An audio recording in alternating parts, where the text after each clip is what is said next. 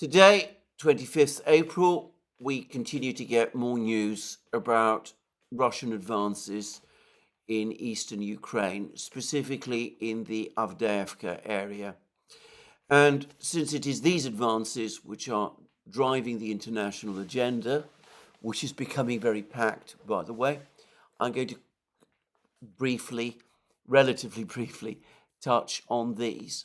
Now, Ukrainian sources, and I think this is true of pretty much all the major Ukrainian channels, are now saying that the Ukrainians have completely pulled out of Ocheretino, that Novobakhmutivka to the south of Ocheretino has fallen, and that the other village to the west of Novobakhmutivka, Solovyova, that the Russians have entered it and are in the process of capturing it. There were reports yesterday that the Russians have already captured Solovyova. There are also now reports, and it's important to say these are coming from Ukrainian sources, that Berdychi has also fallen fully under Russian control. And Semenyovka, the village immediately to the south of Berdychi, has also been captured by the Russians. In other words, that the Russians have cleared the remaining Ukrainian troops from these two villages of Berdychi and Semenyovka. The long battle for Berdychi, it seems now, is indeed finally ended.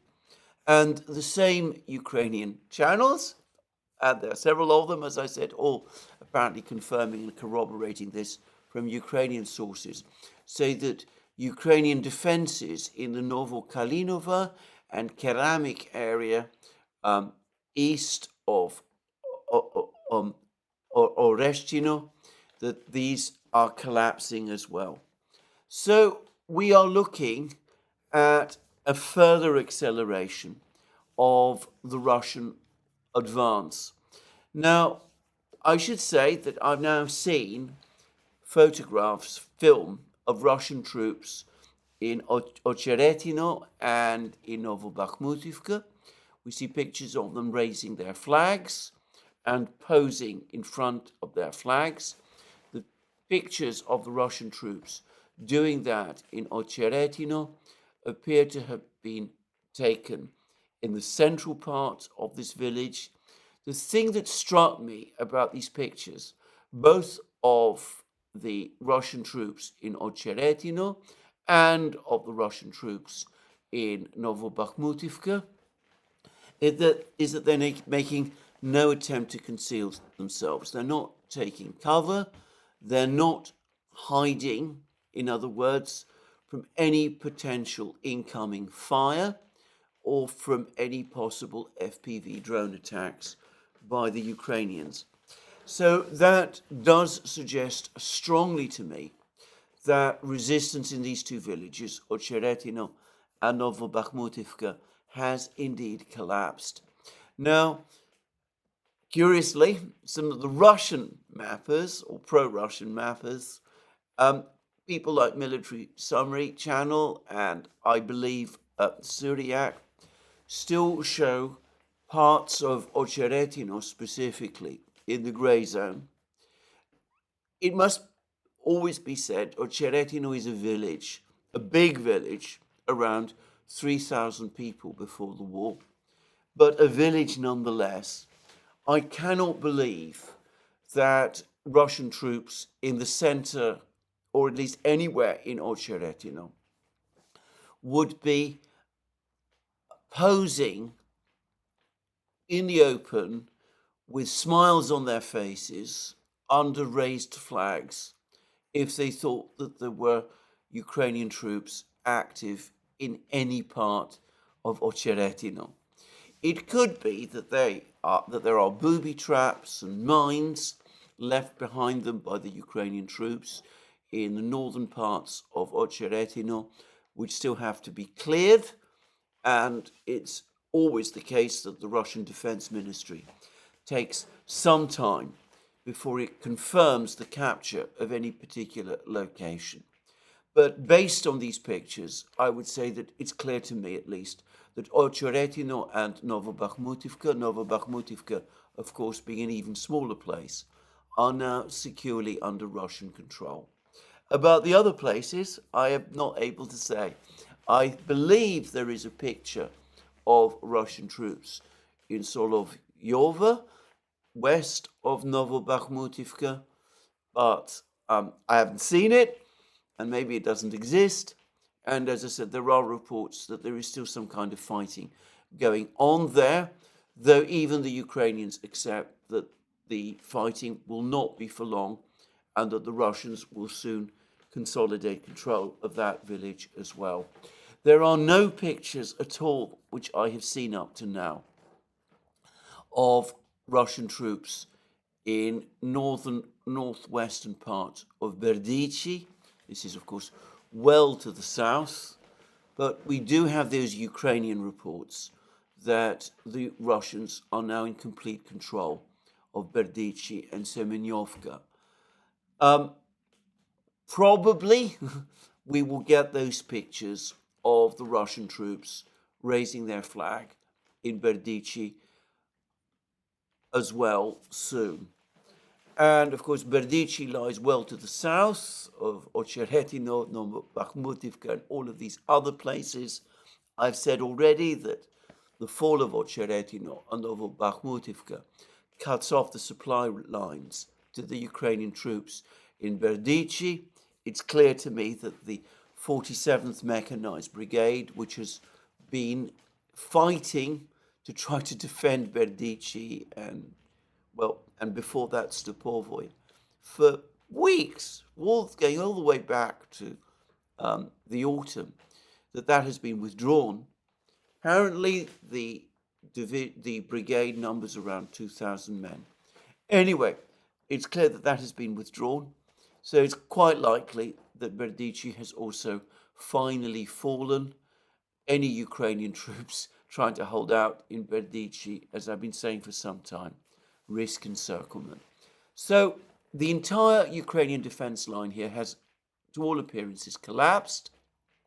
It's likely that Novokalinova and Keramik will fall as well, and a large belt of territory, including the most strategic position of all, which is to say Ocheretino, located on its hill, has in a few weeks since the fall of Avdiivka, come fully under Russian control. This is a rout. It is a major defeat for the Ukrainian army, and one can understand why there is restlessness and disaffection and anger on the part of Ukrainian soldiers as to what has happened. Now, I've previously discussed in various programs how the Russians might decide to advance beyond Ocheretino, that they could advance in various directions. Dima at the Military Summary channel yesterday gave a lengthy discussion about the way in which various water positions, rivers and reservoirs around various villages in this area, how these could impact or slow the Russian advances.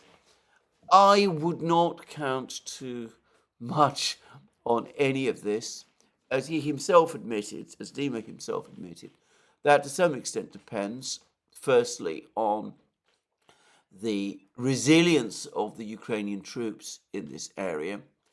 But, of course, water bodies might look impressive on a map. We don't know how impressive they are in reality. We are now entering the summer period. It could very well be that water levels fall and some of these water barriers turn out to be not barriers at all, because it's relatively easy for troops and machines to wade across them, just say. So I wouldn't place too much reliance upon it. But as Dima himself also said, there are also the railway lines, and the Russians have been using the railway lines as pathways to advance. That's what they've been doing throughout the winter when the fields have been muddy. So the railway lines follow a pathway through the water barriers, and already there are reports that the Russians are advancing along one of the railways that leads out of Ocheretino towards the west. Though I have to say, I think the reports here are extremely vague, and I wouldn't place too much reliance upon them. My own view is that the factor that is likely to slow the Russians down from this point on is not Ukrainian resistance, maybe, or even water barriers. More likely, it is logistics. The Russians have advanced, some say, 8 to 10 kilometers from Avdiivka. That puts them some distance from their original logistical bases in Donetsk. The railways in this area are not working at the moment. So whatever equipment, ammunition, food, water is transported to the frontline troops has to be transported along the fields and roads by truck. It's probably becoming more difficult to sustain that as more territory is captured. And I am going to make a guess that the next thing that the Russians are going to do, once they've cleared this area completely, is consolidate control, build up new supply routes, perhaps try to reactivate some of the railways in this area, particularly the railways that work through Avdiivka itself. And once that process of consolidation has been completed, that'll be the point when they start to consider bigger advances either towards Pokrovsk in the west or Pavlograd to the northwest or wherever. That's my guess. Always people underestimate the challenges of keeping men in battle properly supplied with the weapons that they need. And it's important to remember that since the Russians have been on the attack, they're probably burning through equipment, ammunition faster in these battles than the Ukrainians are. It is not a problem of quantity, it is a problem of supply, of getting extra shells, ammunition, food, armored vehicles, that kind of thing, from Donetsk city to the men on the front line. Anyway, that's what I'm going to say there. A disaster for the Ukrainians shaping up.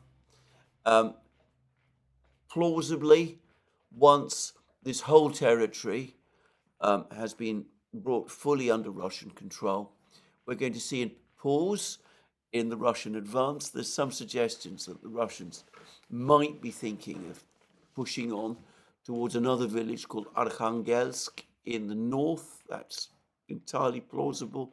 The village is very close to Ocheretino, and it looks an obvious position to capture in order to round off this new territory that has been captured.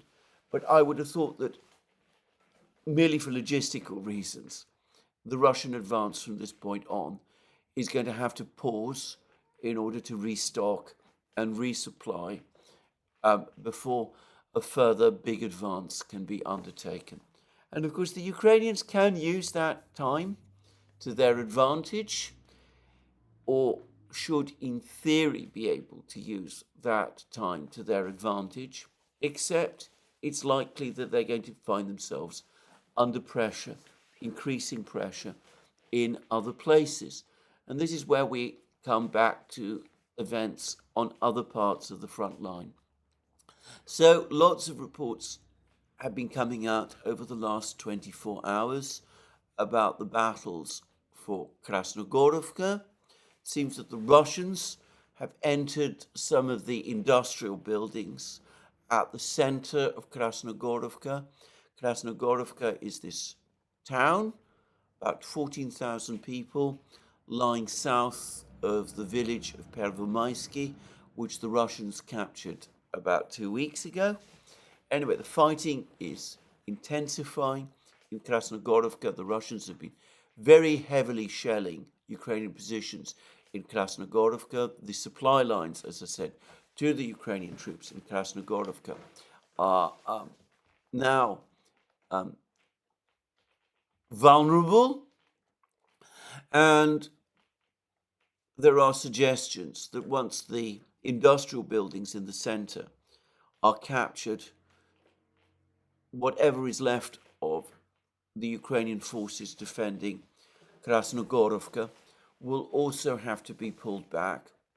Now, this is important because with the fall of Krasnogorovka and with the Russians now in control of Novomikhailivka and probably before long of Georgievka in the south, in the Marinka area, that means that the Russians have strong positions which they can develop logistically for further advance westwards towards Kurachovo, cutting off the supply lines to Vuhledar in the south, and also, by the way, to advance south towards Vuhledar itself, attacking Vuhledar in the north. So we can see how the Ukrainians, facing one crisis in the Avdiivka sector, might not be able to benefit from any pause in the Russian advance there. They might hurriedly have to relocate troops south to try to plug gaps and to hold positions in the Vuhledar area, which is looking like it might be another place where the Russians decide to exert pressure. And more important of all, Chasiv Yar. Lots of reports now about the way in which the Russians have cut off resupply to the Ukrainian troops in the micro district east of the canal. They're bombing and shelling the micro district relentlessly. They appear to be pushing towards capturing the hill to the northwest of Bogdanovka, the village they captured a short time ago. If they capture this hill, the major attack on Chasiv Yar will probably begin. And of course, if Chasiv Yar comes under pressure and Ukrainian resistance there collapses, then the Ukrainians will be faced with a crisis every bit as operationally significant and potentially disastrous for them as the one they are now facing in the Avdiivka area as well. So we can see that the pressure that the Russians are exerting is growing. The constriction policy, aggressive attrition, if you like, that the Russians continue to practice is continuing, and the situation for the Ukrainians is becoming very critical. Now, all of this is well known in the West and well understood, and it brings us back to the aid package which has been provided to Ukraine by the US Congress. Now, Dr. Jack Rasmus, who is one of the most experienced and knowledgeable commentators, writing for a long time about events, and a trained economist as well. Anyway, he has provided an extremely interesting and important breakdown about this aid package. Now, there is some theorizing here, because not everything is spelled out. But for the record, I think Dr. Rasmus has got it exactly right. I'm going to read what he says. It's from a recent article he has written. You can find it in various places, including La Progressive, but it speaks of the Ukraine war funding and failed Russian sanctions. And it reads as follows. This past weekend, April 20th, 2024, the US House of Representatives passed a bill to provide Ukraine with another $61 billion in aid. And the measure quickly passed the Senate and was almost immediately signed into law by President Biden.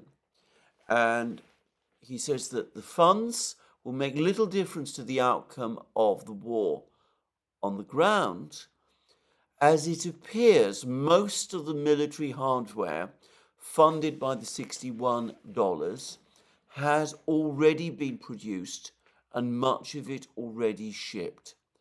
Perhaps no more than $10 billion in additional new weapons and equipment will result from this package.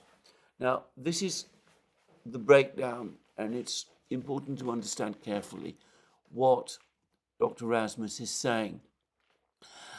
Subject to revision, initial reports of the composition of the package indicate $23.2 billion will go to pay US producers for weapons that have already been produced and delivered to Ukraine. Now, some days ago, over the course of a program, my colleague and friend Alex Christoforou suggested that part of the purpose of the aid package was to close positions on aid that had already been provided to Ukraine, probably over the period since October. And here we see Dr. Rasmus telling us that very thing. The $23.2 billion, he believes, and I am sure he's right, is intended first and foremost to cover aid, military supplies that the military-industrial complex and the Pentagon have already provided to Ukraine. That is the funding that closes the positions. I'd assumed in previous programs that the funding to close the positions came out of the $13 billion that is intended for new weapons. We'll come to that soon. I think, reading Dr. Rasmus's analysis, I think he is right.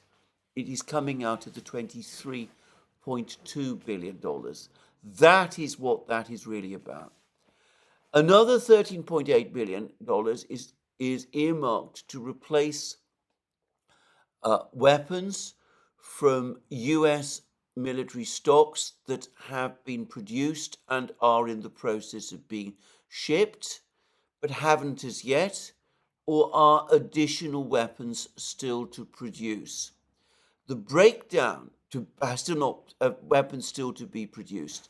The breakdown of this latter $13.8 billion amount is not yet clear. What one might generously guess, perhaps $10 billion at most represents weapons not yet produced, whilst $25 to $30 billion represents weapons already shipped to Ukraine or in the current shipment pipeline. So, $23.2 billion is being used to close positions. $3 billion, perhaps more, is actually going to be used to replace weapons taken out of Pentagon arsenals and to build up those arsenals. That might leave around $10 billion for new weapons to be supplied to Ukraine. Dr. Rasmus then goes on in the article to say that this $10 billion is all that Ukraine is going to get this year from the United States. And I am sure about that. He is right. We have just seen the intensely strong reaction there has been from the Republican Party and from many people in the United States about this package altogether. I doubt, as does Dr. Rasmus, that there is enough political support for a further package of aid for Ukraine this year. And recent comments by President Biden's national security advisor hint at the same thing. So $10 billion is all that Ukraine, roughly $10 billion, is all that Ukraine is likely to get in terms of new weapons from the United States this year. And the supply of weapons from Europe is also dwindling. Now, we have now had a breakdown of the first arms package, the one that has been accumulating on the border. We saw all the pictures of the Bradleys lined up, waiting to be sent to Ukraine. The Pentagon has now provided us with a breakdown. Now, I'm not going to go into details of this breakdown myself. The expert in this kind of thing is Brian Belletti. But it struck me instantly that we're looking at a rag bag of various weapon systems. A lot of it is made up of things like Javelin missiles and Stinger missiles, short-range missiles that we've seen being sent to Ukraine previously. We are seeing reports of more Sparrow formerly air-to-air missiles. Apparently they're used as surface-to-air missiles launched from the Frankenstein book missile systems that Ukraine still operates. Instead of using the original missiles, Soviet-designed missiles, that these Soviet-designed surface-to-air missile systems were intended to operate with, they have been adapted to use these American air-to-air missiles. I, by the way, have heard very little about any effectiveness on the part of these systems. And we hear about supplies of 155 millimeter and 105 millimeter ammunition. But interestingly and importantly, again, we are not told about the quantity, which suggests that it is not that great. Lastly, there's the Bradleys. We're hearing about the Bradleys. Again, we're not told the quantity of Bradleys, but Simplicius, the thinker, who's probably better at assessing things from photographs, thinks that the total number being sent is perhaps 12, which realistically is not going to change anything in the war. It's not even going to replace losses of these vehicles. And of course, also HIMARS missiles. Except, of course, that when we're talking about HIMARS missiles, it could be that what is actually referred to here are ATACMS missiles, because ATACMS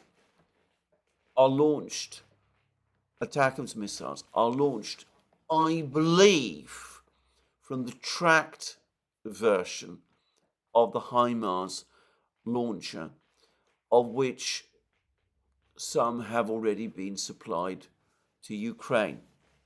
Now, there is a huge amount being said at the moment about the ATACMS missiles. The way it's being talked about is that this is a tremendous shift in policy.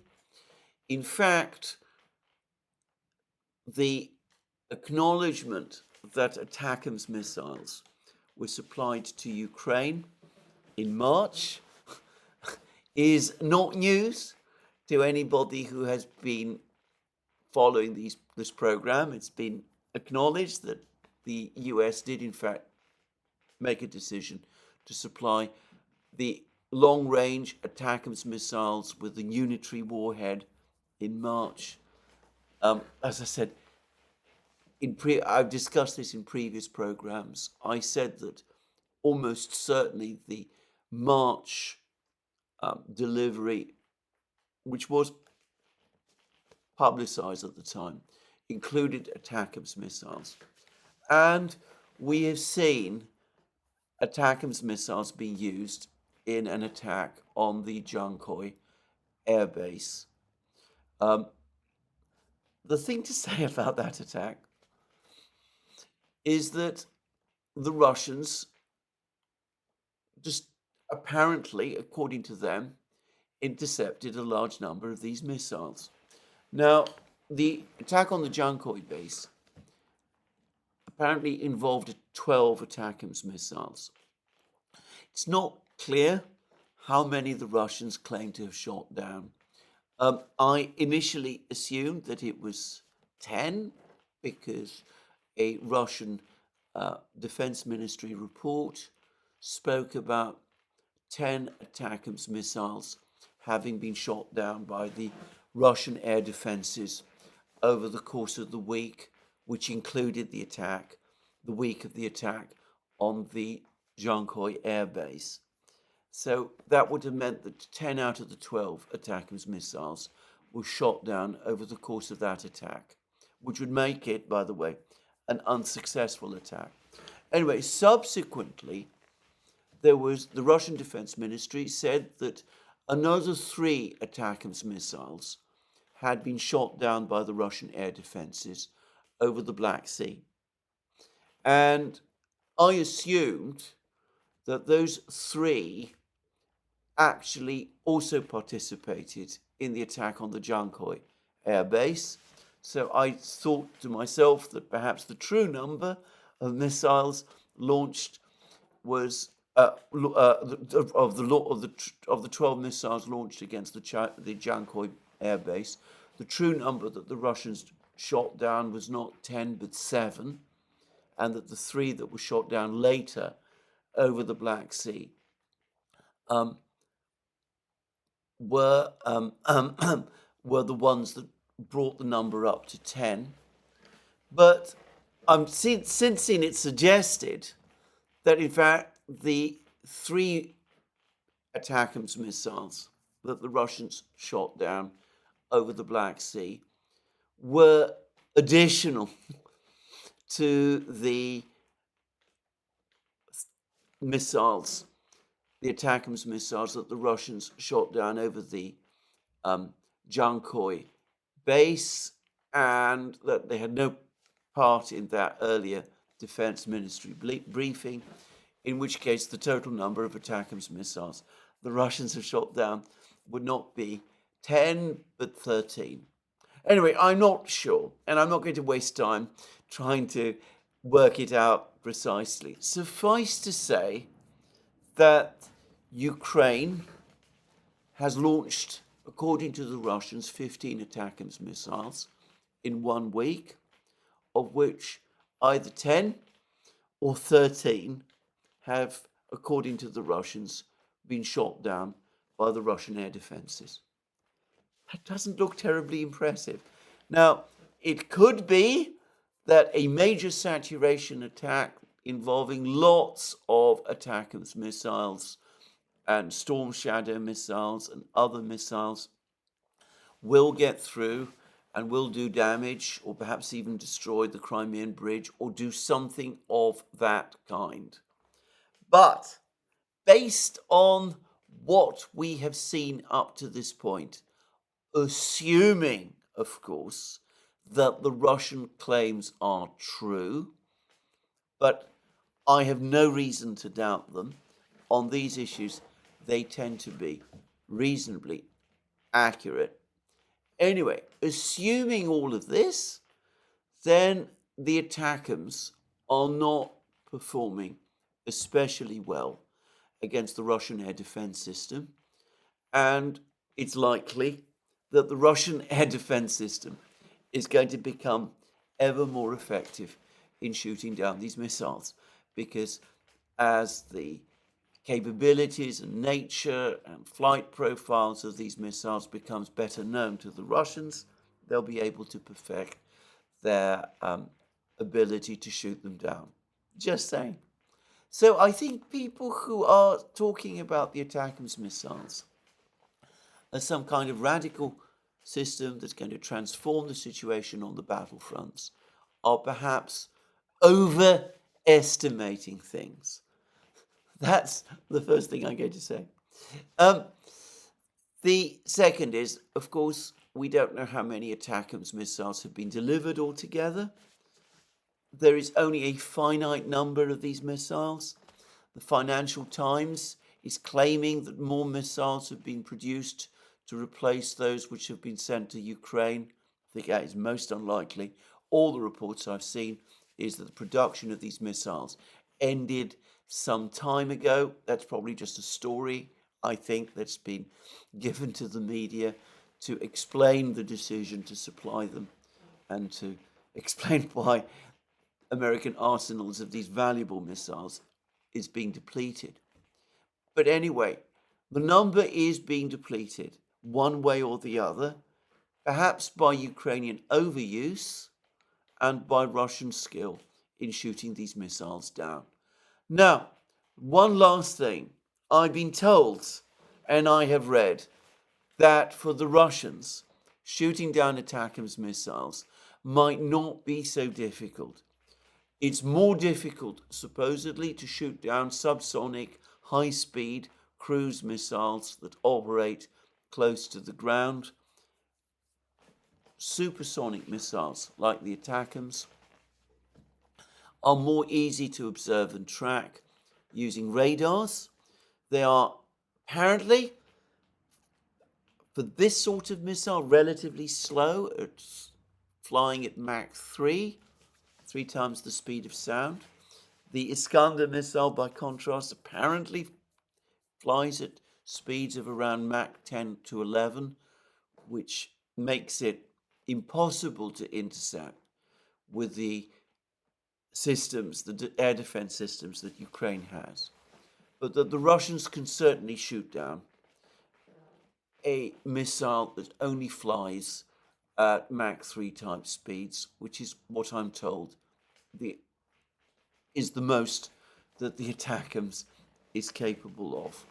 The point is, this is a relatively old system, introduced into US military service in the 1980s. It was a very advanced system in its day, but air defense technology, at least in Russia, has now overtaken it. Anyway, that's what I wanted to say. Anyway, a rag bag of weapons being supplied by the US to Ukraine, no tanks, small number of infantry fighting vehicles, no word of Patriot missile interceptors being provided, or rather complete Patriot missile systems being provided in this package.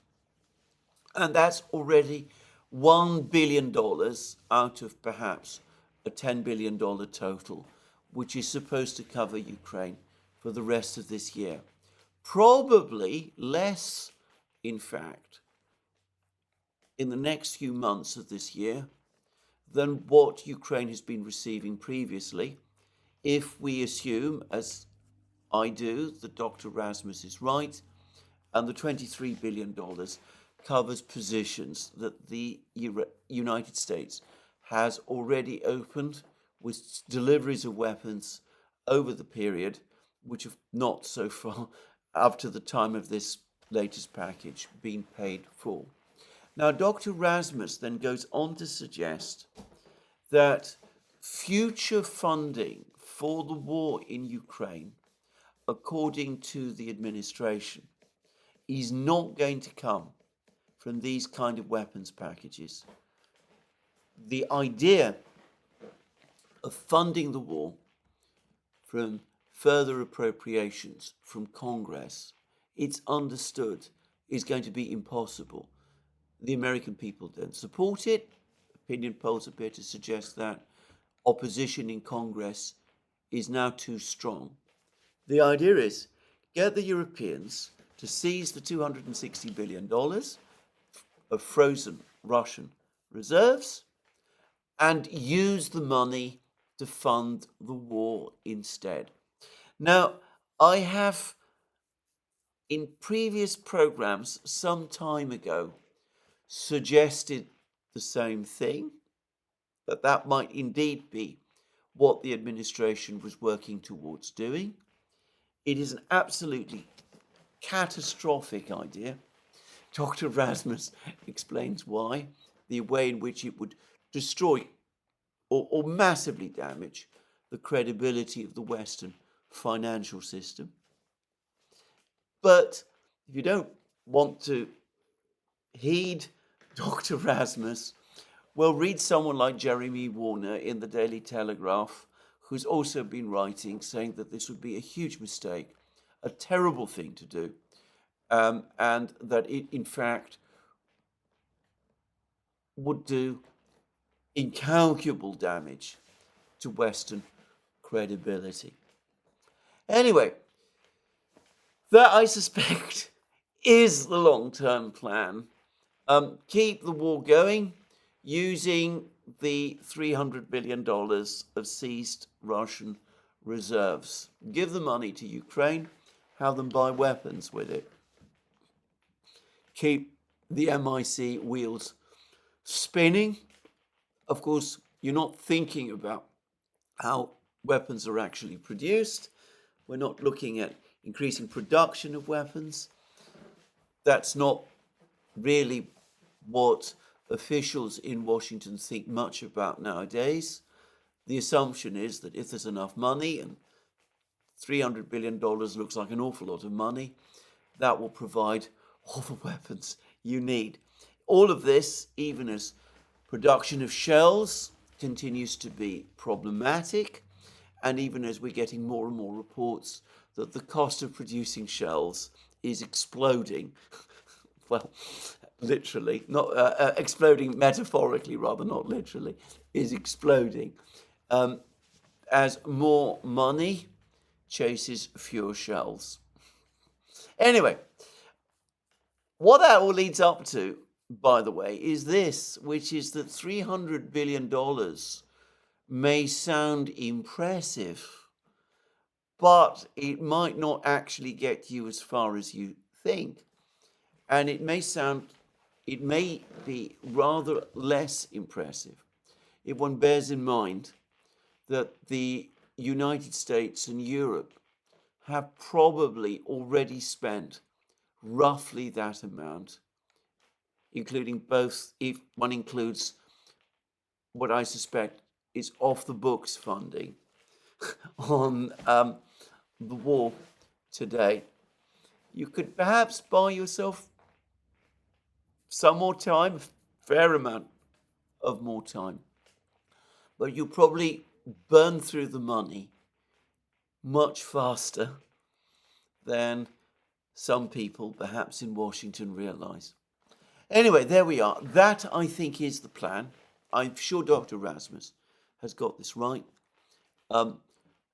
Give the Ukrainians perhaps $10 billion of extra weapons this year. The British are chipping in with some. The Germans, no doubt, will chip in with more. Not very much, really, in either case. Keep your fingers crossed. Hope that the Ukrainians can hold out for the rest of the year. Strong-arm the Europeans into seizing the Russian assets. Massively controversial, though that is going to be, and strongly resisted by the European Central Bank, the other European central banks, including the Bundesbank, the various corporate banks. Anyway, massively controversial as that is, strongly opposed by the lawyers as well, but nonetheless, pressure the Europeans into doing it. Think that this can keep the war going, if not indefinitely, at least for a while.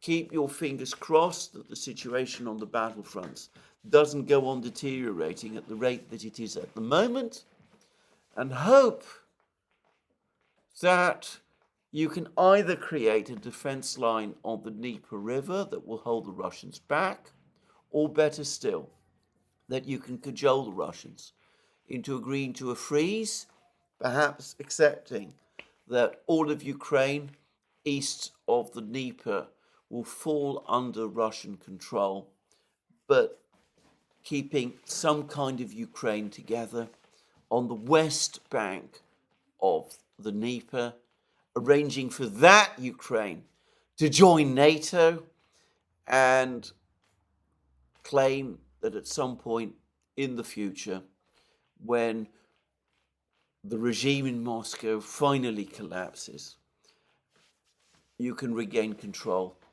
or gain control of eastern Ukraine as well.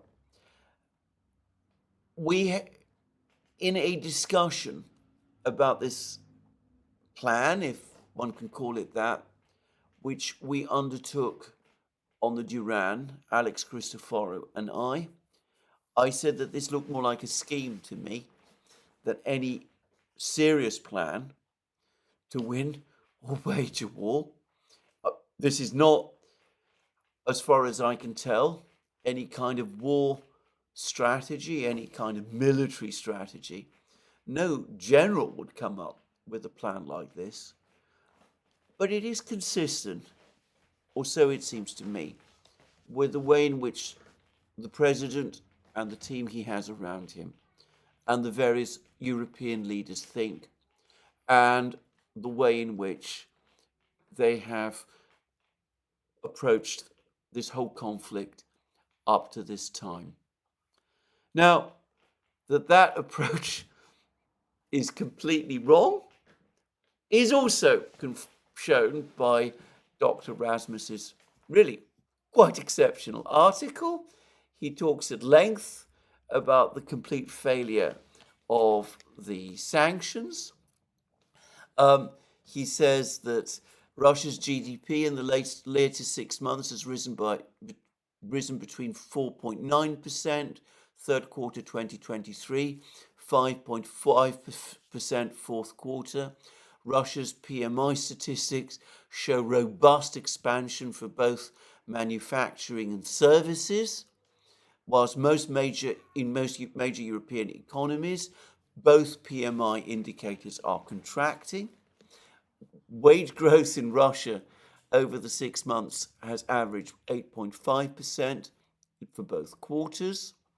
And anyway, to summarize, he says, in short, it's hard to find a single statistic that shows the Russian economy has been negatively impacted by the US NATO sanctions over the past 2 years. Indeed, an argument can even be made the sanctions have stimulated the Russian economy, not undermined it. He's absolutely right. But the geniuses who have produced this outcome, I'm being sarcastic, of course, are perfectly capable of coming up with a scheme like this. The restless desire to seize assets, Russian assets, well, we see it manifesting itself again in the United States. Sooner or later, probably the Europeans will buckle, as they always do, despite the enormous damage it will do to themselves. Eventually, it will be shown that this scheme of holding things at the Dnieper, perhaps with European troops, isn't going to work either. It's going to make the situation worse still, in fact. But don't plan properly. Don't seek or heed the advice of the military people, of the financial people, of the bankers and the economists, and the people who work in the financial system. Don't discuss things with the engineers who run the factories and work on the production lines. Don't discuss things with the really military people. Come up with these clever tricks, which is what you think they are, to achieve your objective. And if little things like established laws stand in your way, well, don't be put off by that. The same attitude, by the way, is starting to express itself in the attitudes towards all those millions of Ukrainians who find themselves in Europe, and specifically the 800,000 Ukrainian men who are now apparently going to be denied passports and other documents. My colleague and friend Alex Christoforou has absolutely rightly suggested that the next step before long, is to deprive these men of banking services as well. At least I'm sure that's what the Ukrainian government is going to do. And, well, we can already see European governments, some of them at least, Poland, already talking about trying to find ways to repatriate these people to Ukraine.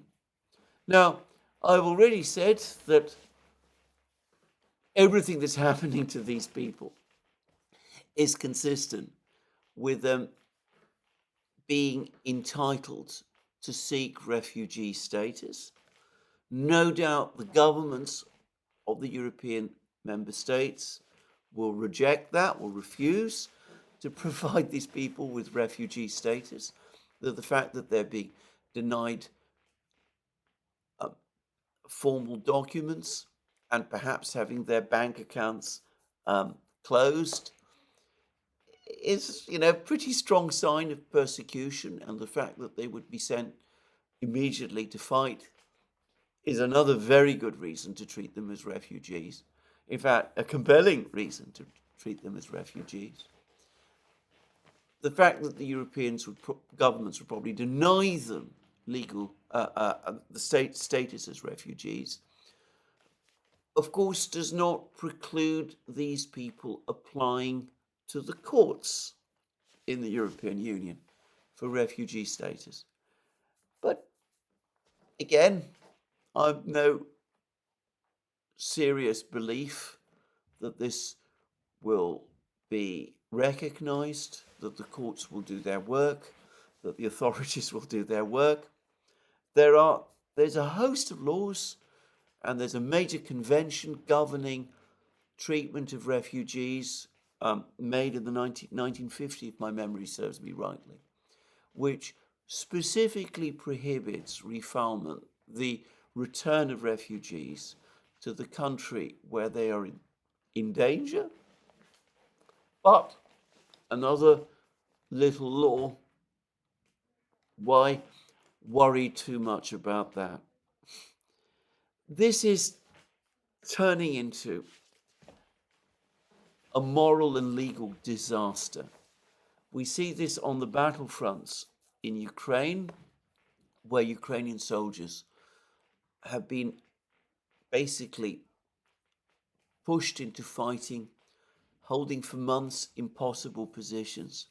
We see it in the way in which the Western powers have manipulated the diplomatic process for many, many years, and in effect sabotaged it in a way which has led to the war. We see that disaster becoming a geopolitical disaster, given the growing likelihood, in fact the certainty, of Ukraine's eventual defeat.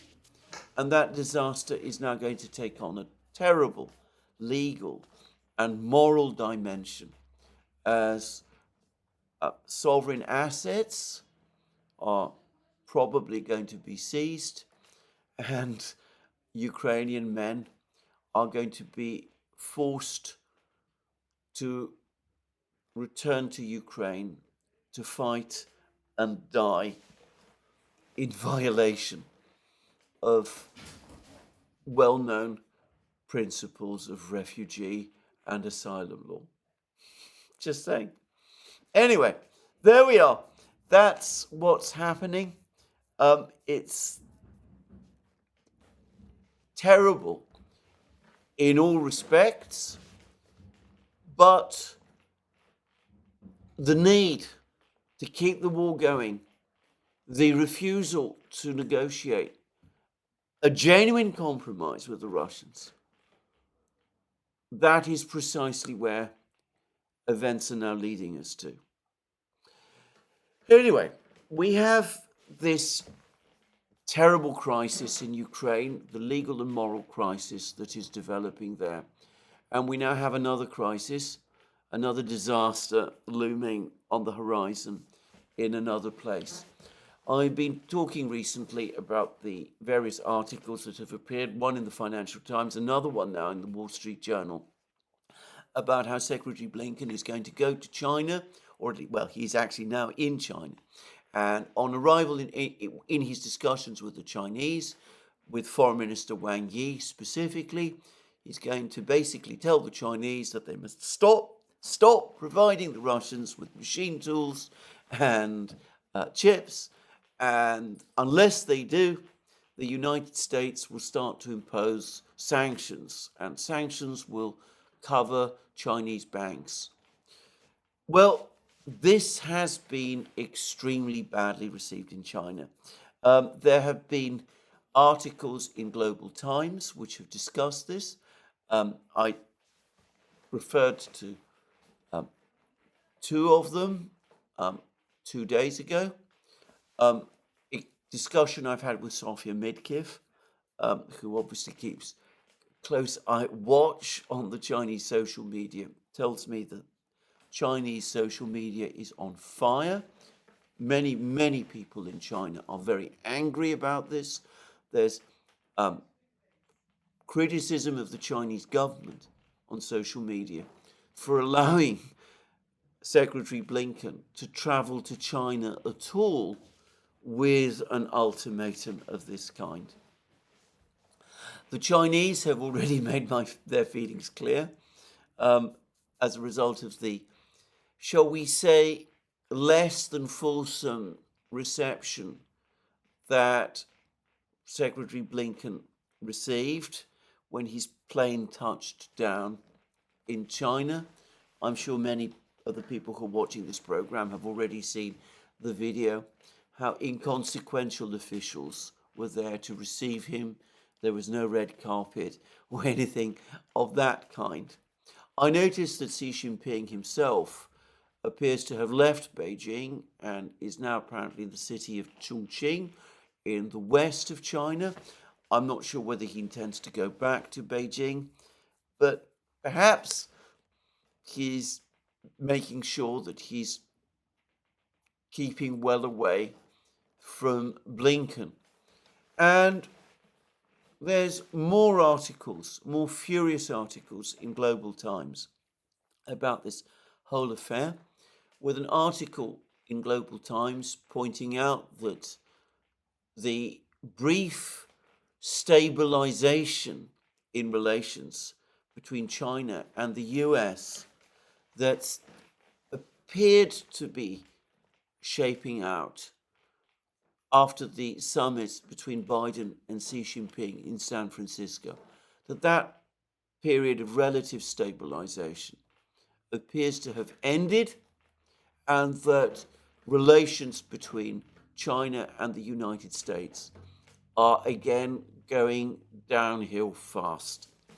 And Global Times has revealed that the Chinese government, the Chinese Foreign Ministry, has already prepared a 3,000-word position paper, which basically sets out the stance, the unyielding stance that the Chinese are going to take in their meetings with Blinken. And when you read this position paper, which I have not been able to find, by the way, but I've found many references to it, but when you read these references, it is clear that the Chinese are not only going to reject Blinken's demands, but that they're preparing to do that which the Chinese always do in these situations, which is go themselves onto the attack. So we're going to have a bruising encounters between Wang Yi and Blinken. Not by any means the first. I remember the way back when the Biden administration first took office, there was a meeting between the new administration's foreign policy team and China's foreign policy team in Anchorage. And I said at the time that it looked to me as if the Chinese had simply steamrolled over Blinken and Sullivan over the course of that meeting. It looks like the same thing is going to happen again. But the key point to make, and it's one that the Chinese have very easily figured out, is that the concern the Americans are expressing about the Chinese providing chips, critical chips for Russia's military industries and machine tools, dual-use equipment, in other words, aiding the Russian military program, that the Chinese have figured out that this is essentially a pretext for a sanctions war that the United States, or rather, to be more precise, this administration appears to have already decided upon, resolved upon. And the Chinese are fully aware, therefore, that a crisis is coming and that the exercise in appearing to improve relations that took place as a result of the San Francisco summit, that exercise has now run its course and that the US is back on the offensive once more. I am going to make a guess that one of the major reasons why the United States has decided that it is now in a position to go on the offensive is because of the vote in the House of Representatives on Saturday. There's been an awful lot of focus on the steps that the United States is taking with respect to the conflict in Ukraine. And obviously I've discussed this at very great length over the course of several programs now. There's also been comment about the support the United States is now again giving to Israel. But there are other important parts of the package which obviously relate more to China. There is the legal preparation that is being made to seize TikTok. The Chinese have refused to divest themselves of TikTok. They're holding their ground. I think they understand perfectly well that if they just agreed that China disinvest from TikTok, the branch of TikTok that operates in the United States, then as night follows day, identical demands would be made with respect to other Chinese businesses or Chinese-owned businesses in the United States also. So the Chinese are refusing to do that. The result is that we now have a bill passed which basically allows for the US government to seize control of TikTok. The seizure by the United States of the $5 billion of Russian assets in the United States also has bearing on China as well. Now, one of the purposes of seizing those $5 billion is undoubtedly to increase the pressure on the Europeans to do the same. And that perhaps is what is uppermost in everybody's mind. But there is something else here as well, which is that it seems to me that the other purpose of this seizure is to provide, again, a legal precedent for the seizure of other foreign assets in the United States. And who, of course, has those assets? Who holds, for example, large numbers of treasury bonds? Well, China does. So we see again that the United States is preparing the ground to do that as well. And, of course, the supply of $8 billion worth of, well, the gifting another $8 billion to Taiwan to buy more weapons. Well, that also, of course, from a Chinese point of view, is an incredibly threatening step. Over the course of their most recent telephone conversation, Xi Jinping warned Biden that any step to try to separate Taiwan from China would, for the Chinese, be seen as breaching their first red line, the one which cannot be crossed, with Xi Jinping specifically warning Biden that were that to happen, China would not sit on its hands. So, there we go. A major package, which I suspect some people in the administration feel has now empowered the administration to take a stronger line with China. And of course, we've had those changes in the State Department. We've had Kurt Campbell appointed Deputy Secretary of State. He's apparently a person with a long track record of wanting to take a strong stand against China as well. So there we go. Now, all of this is, as I said, going to be received very badly in China, but it reminds me very much of what happened with the Russians in 2021. I remember that there were serious tensions at the start of 2021, just after the new administration took office in Washington, between the Ukrainians conducted a major build-up up close to Donbass. The Russians responded with a counter build-up on their own territory. President Biden then telephoned Putin. They agreed, or so it seemed, to defuse the situation. A summit meeting took place in Geneva in June. It looked for a time that the situation was back on track. And then, of course, a few weeks and months later, the situation again, it was clear, was going into extreme crisis. And we ended up with a war in Ukraine. And the pattern is almost identical. Major effort by the United States, by the administration last year, to get the Chinese to start re-engaging with the administration again. The Chinese very angry after the balloon incident, cutting off communication with the United States. The US sending every conceivable signal that it could, that it wanted to re-establish contacts.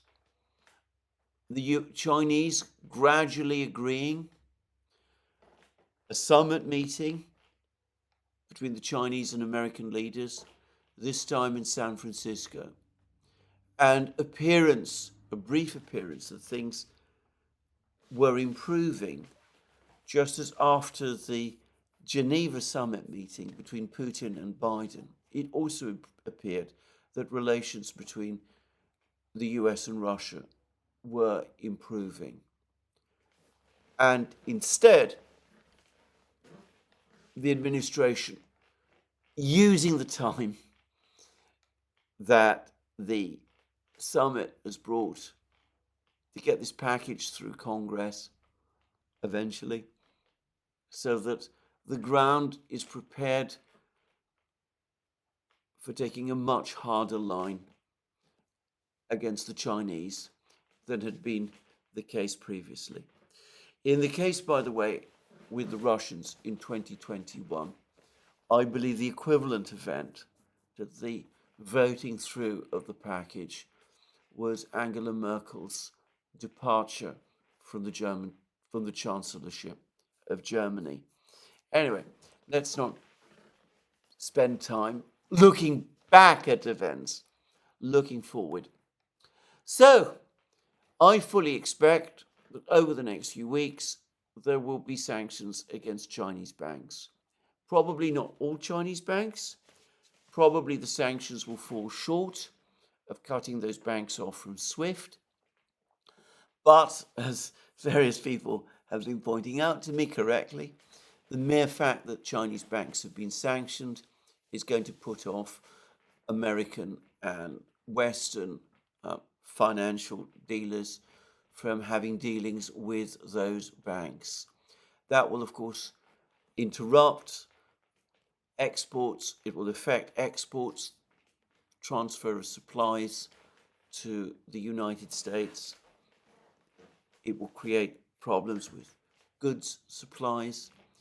It will gradually result in, well, it won't gradually result in, it will result in upward pressure on prices, higher inflation, and all of that.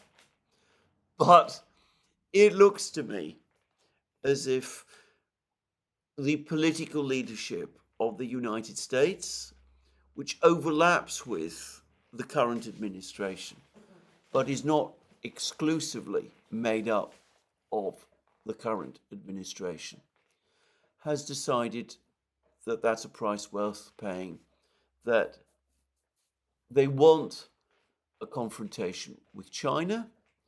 They feel that a confrontation with China is necessary.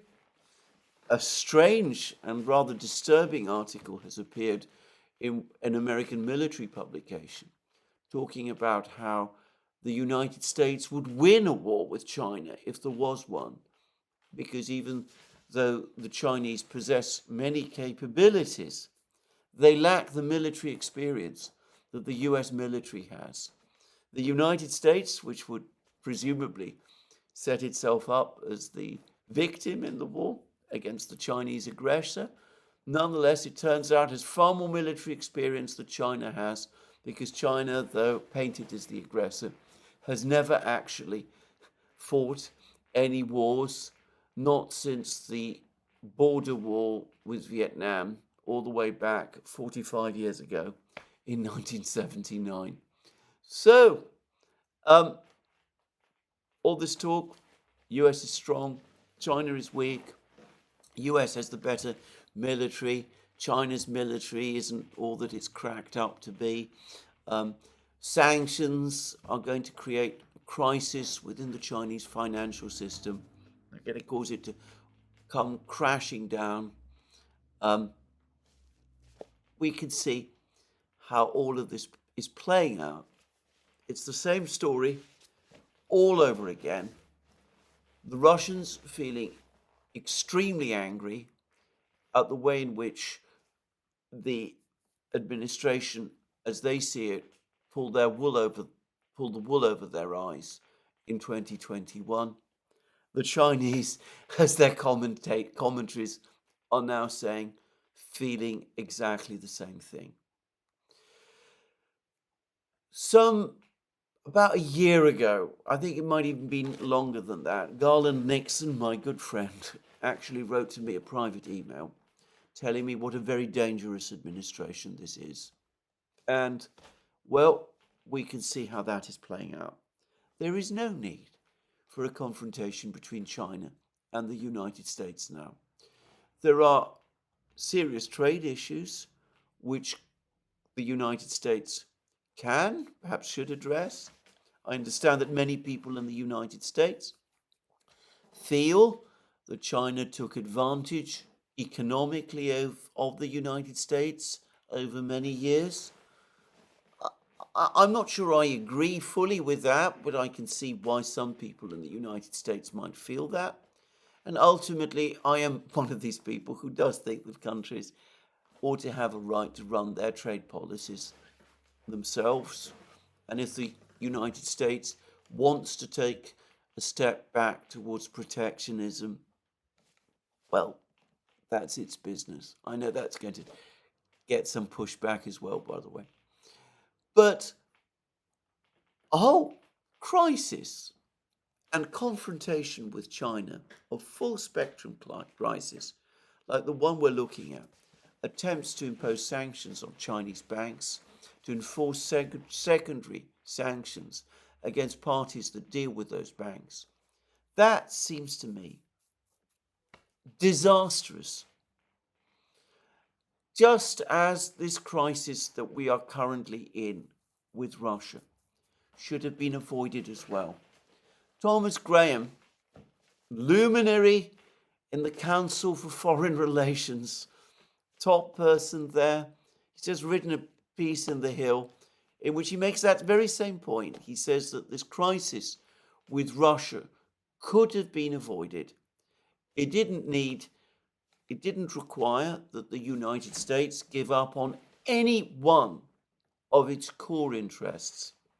All it needed to do was to agree to a few things, like accept the fact that Ukraine would not join NATO and would remain a neutral state, which served its own best interests as well, by the way, and sought compromise with the Russians on other matters.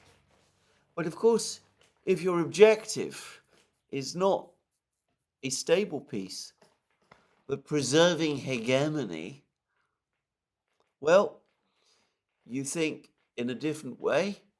You're not interested in peace any longer. You're thinking about how you can win your chess game, the chess game you think you're playing with the Chinese and with the Russians. And, well, you end up in wars. And I've discussed the geostrategic disaster and the moral collapse, moral and legal collapse, which we're seeing over the conflict with Russia. And as I said earlier in the program, we're well on track to repeating all of that with China as well. I really find it very difficult sometimes to discuss these programs, to discuss these topics on these programs in a measured way. I think I will, well, obviously I will, because that's the only way that these issues can be discussed. But I suspect that the historians of the future, including, by the way, the American ones, will be far more outspoken in their criticisms than I have been. Well, before I end my program today, I want to now come and pivot to that third crisis, the one in the Middle East, because I've had a message, some information from Larry Johnson, a former CIA official, someone incredibly well versed with these matters. And he has made the point to me that the air-to-ground missiles that Israel possesses do not have the range to strike at Natanz, the Iranian nuclear facility, from outside Iranian territory. They would have to enter Ukrainian territory to be able to attack Natanz. I'm not sure whether that extends to the missile base, which it seems to me, or at least the reports claim, that the Iranians, rather that the Israelis attempted to attack. By the way, Seymour Hersh has now also written a piece in which he also says that the Israelis tried to attack this missile base with 2 aircraft firing missiles, presumably from Iraqi airspace. He doesn't say, by the way, whether the attack was successful or not, but he also makes the claim that I made previously, that the attack on this missile base, if it happened, is a signal that the Israelis do continue to have plans for an eventual attack on Natanz. There's an interesting article by Seymour Hersh, which is worth reading. He's written some strange articles recently, but I think this one repays very careful reading. I don't agree with all of its contents, but anyway, I find it an interesting article in itself. Anyway, I do not have the knowledge about missiles and their capabilities that would enable me to take this discussion further. it may be that this story that there was an Israeli attack on the missile base is itself a fiction. We have so little information that it's very difficult to know exactly what did take place. I'm deeply skeptical, by the way, and that's an understatement, about this story that I've been seeing circulating, that the Israelis were intending to launch some kind of nuclear device that was going to cause an electromagnetic pulse that was supposed to knock out the whole of the Iranian system, but that the Russians shot down the aircraft that was carrying it. I've seen that story floating around. I be straightforward about this. I find it incredible to the point of being straightforwardly unbelievable. But anyway, on the specific topic of what exactly it was that the Israelis did, I'm not able to say precisely, because of course nobody is providing us with the necessary information. And as I saw Larry Johnson actually say, I think it was on a program that he did with Anya Kay, a lot of what we're getting, a lot of the information that we're getting simply doesn't add up. Well, all I will say is this: one way or another, we are being steered towards an eventual possibility of an attack on Natanz, whether it was prefigured by a missile strike on an air defense system protecting Natanz, or is just information that is bubbling away on the internet. I don't know. But to repeat again, the tit-for-tat strikes that we saw between Israel and Iran over the last few weeks are not the end of the affair. The dangers here remain very great as well. And I'm afraid, given how badly events with Russia and China have been mismanaged, it is not impossible that some months down the line, we could be seeing another big crisis in the Middle East. Well, there we are. That's my program for today.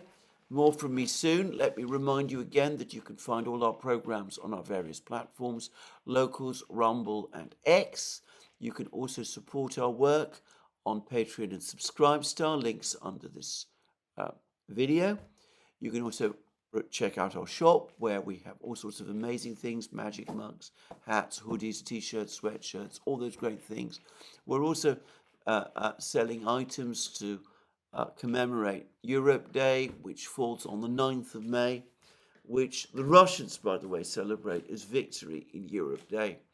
9th of May, of course, was the day when, in Europe at least, the Second World War ended, inaugurating a period of peace and progress that lasted for many decades, but which, alas, is now apparently at an end. Anyway, that's me for today. Just to remind you again, if you've liked this program, please remember to tick the like button and to check your subscription to this channel. More from me soon. Have a very good day.